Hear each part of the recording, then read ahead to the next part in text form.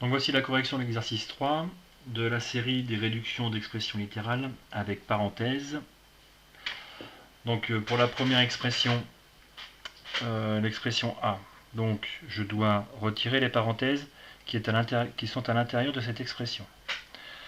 Donc devant la première parenthèse, il n'y a pas de signe apparent, mais on considère que c'est un plus ici. Donc ça me fait donc écrire le contenu de cette parenthèse-là, donc x plus 3.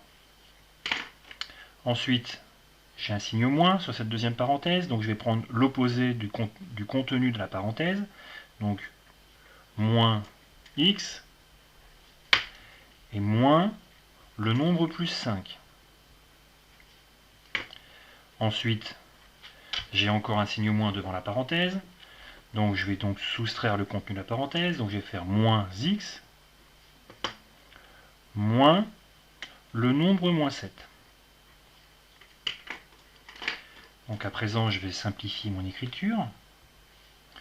Donc je vais pouvoir écrire, je vais réécrire cette expression-là sans rien calculer pour le moment. Donc j'ai x plus 3, ça fait donc moins x. Moins plus 5, donc ça fait moins 5. Soustraire un nombre, c'est additionner son opposé. Donc moins plus 5, ça fait moins 5.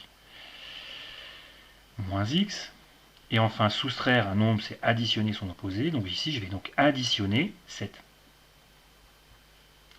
Et maintenant, je calcule.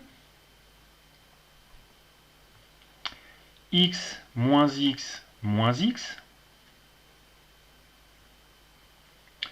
3 moins 5 plus 7. Plus 3 moins 5 plus 7.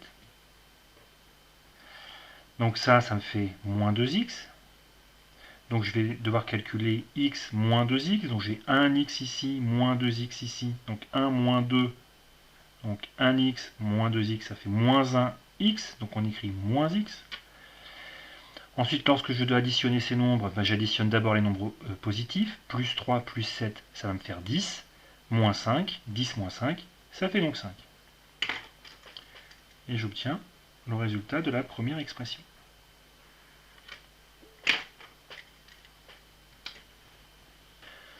Expression B. Donc dans cette expression, devant la première parenthèse, j'ai un signe moins. Ça veut donc dire que je vais soustraire le contenu de cette parenthèse, qui revient à prendre l'opposé de ce qu'il y a dans cette parenthèse. Donc je prends l'opposé du nombre A, et je vais prendre l'opposé du nombre plus 4. Plus. Donc j'ajoute le contenu de la parenthèse, donc j'ai moins A ici, et je vais ajouter le nombre plus 5.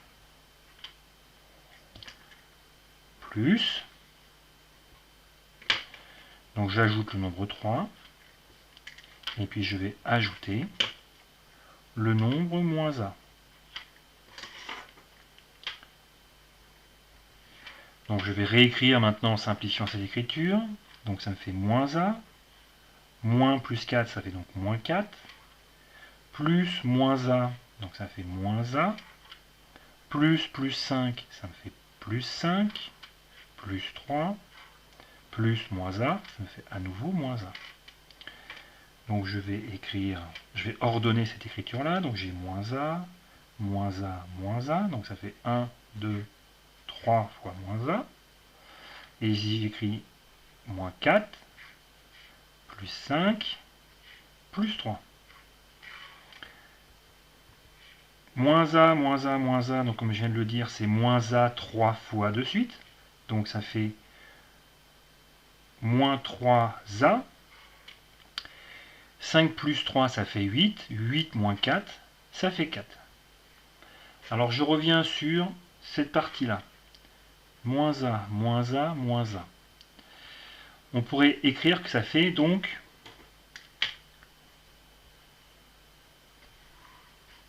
3 fois moins A.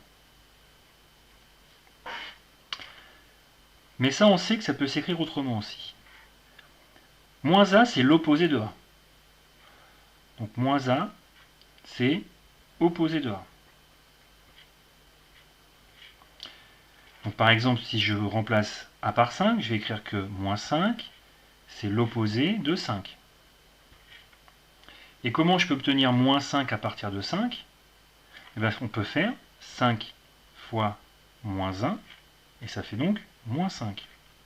Donc la définition d'un opposé, on la connaît déjà, hein, c'est la somme de deux nombres qui est égale à 0. Donc c'est pour ça que j'ai en fait la même distance à 0, mais le signe qui est différent. Et comment est-ce qu'on passe d'un nombre à son opposé? Je multiplie mon nombre par moins 1.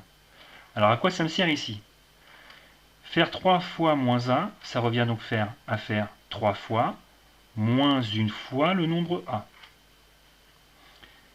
Et maintenant, je peux calculer ce que représente 3 fois moins 1. 3 fois moins 1, c'est donc moins 3. Moins 3 fois a, donc moins 3a.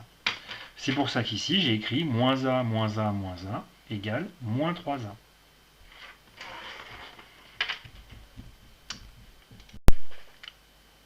Et j'avais oublié d'encadrer.